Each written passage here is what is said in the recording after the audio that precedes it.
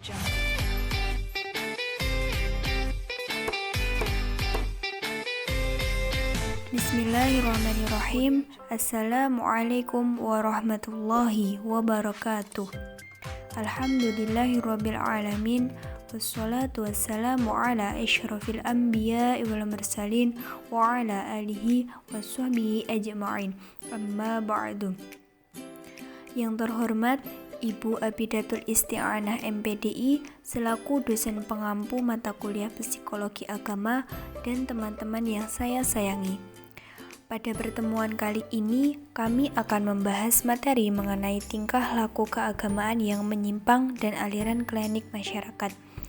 Adapun anggota kelompok kami, yang pertama Nur Hidayanti, yang kedua Rizka Putri Aulia, dan yang ketiga Ulfa Fitriyah.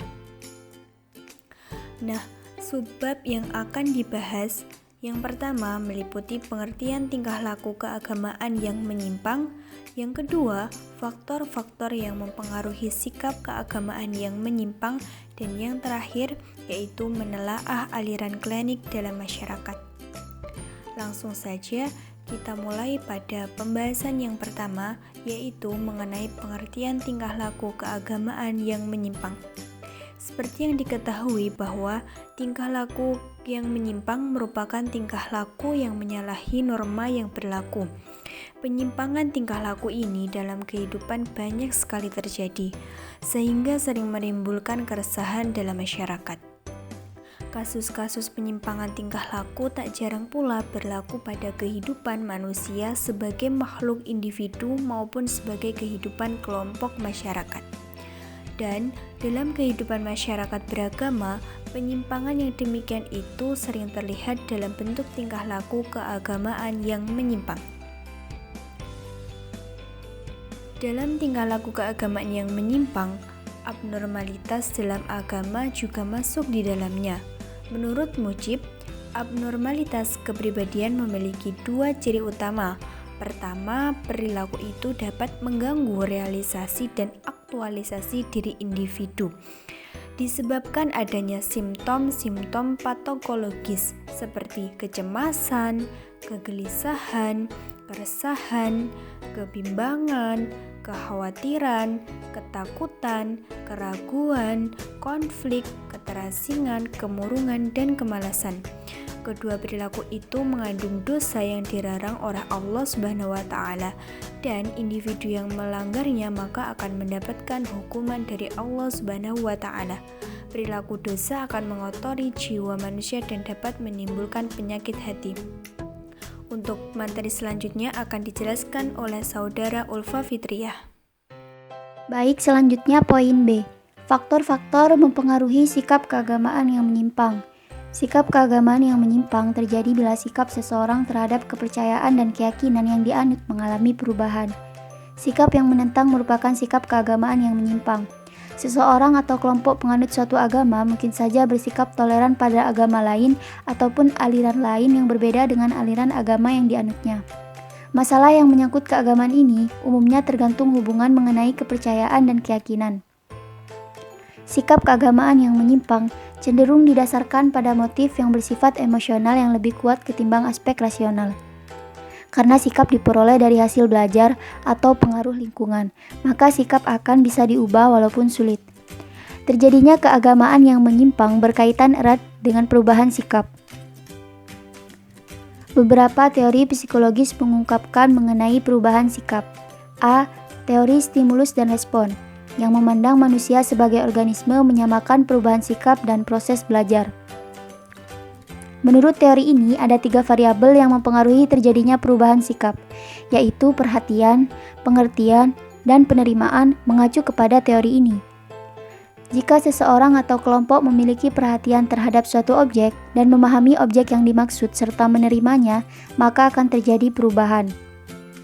B. Teori pertimbangan sosial. Dalam teori ini, perubahan sikap ditentukan oleh faktor internal dan faktor eksternal. Faktor internal yang mempengaruhi perubahan sikap adalah persepsi sosial, posisi sosial, dan proses belajar sosial.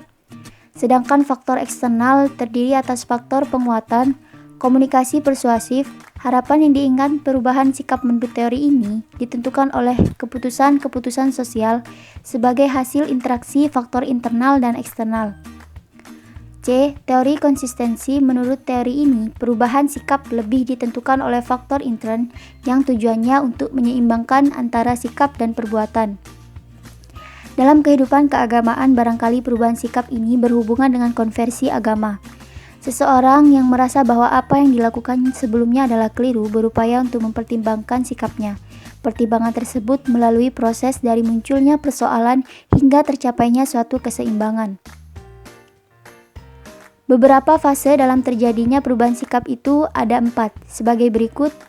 Yang pertama, munculnya persoalan yang dihadapi. Yang kedua, munculnya beberapa pengertian yang harus dipilih. Yang ketiga, mengambil keputusan berdasarkan salah satu pengertian yang dipilih. Yang keempat, terjadi keseimbangan. Baik, selanjutnya saya akan menerangkan poin yang ketiga, yaitu menelaah aliran klinik dalam masyarakat. Sebelum kita membahas yang lebih dalam lagi, perlunya kita untuk mengetahui apa sih pengertian dari klinik. Klinik dapat diartikan sebagai segala sesuatu yang berhubungan dengan kepercayaan akan hal-hal yang mengandung rahasia dan tidak masuk akal.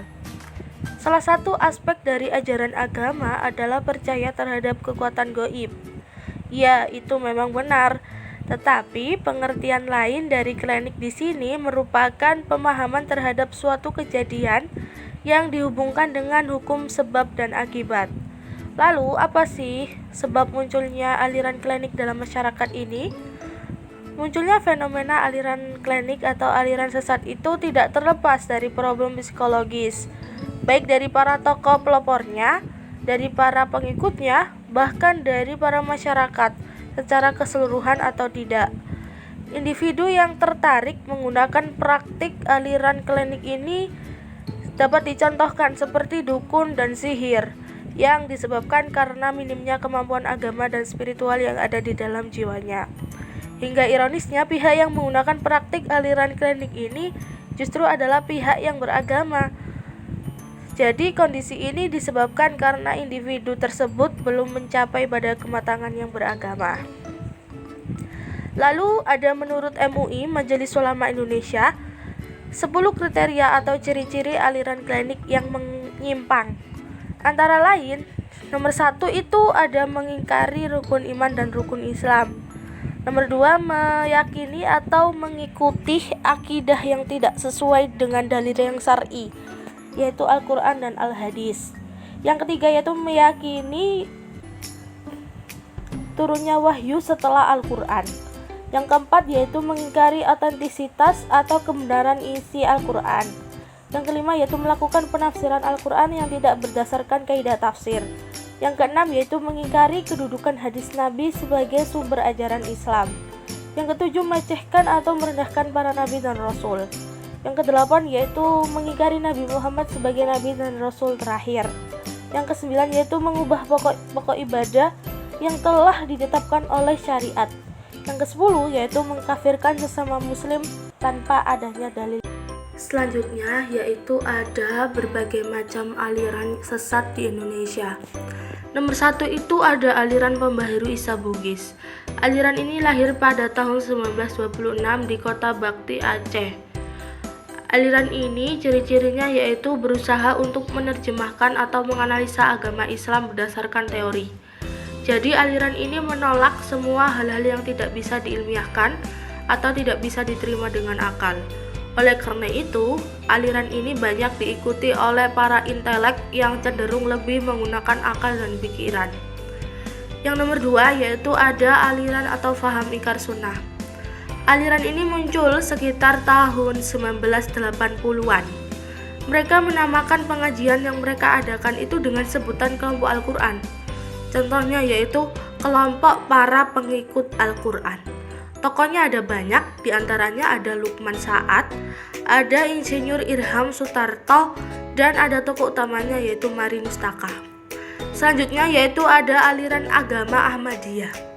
Aliran ini didirikan oleh Mirza Ghulam Ahmad di India. Mirza itu dianggap sebagai orang yang disejajarkan dengan para nabi di antaranya Nabi Isa, Nabi Musa, dan Nabi Daud. Bahkan aliran ini bermaksud untuk menyaingi kenabian Nabi Muhammad. Aliran agama Ahmadiyah ini masuk ke Indonesia pada tahun 1935 dan pusatnya tersebar hingga pusatnya saat ini berada di Parung, Bogor. Demikian pemaparan dari kami. Selanjutnya jika teman-teman ada pertanyaan silakan bertanya di kolom komentar di bawah. Assalamualaikum warahmatullahi wabarakatuh.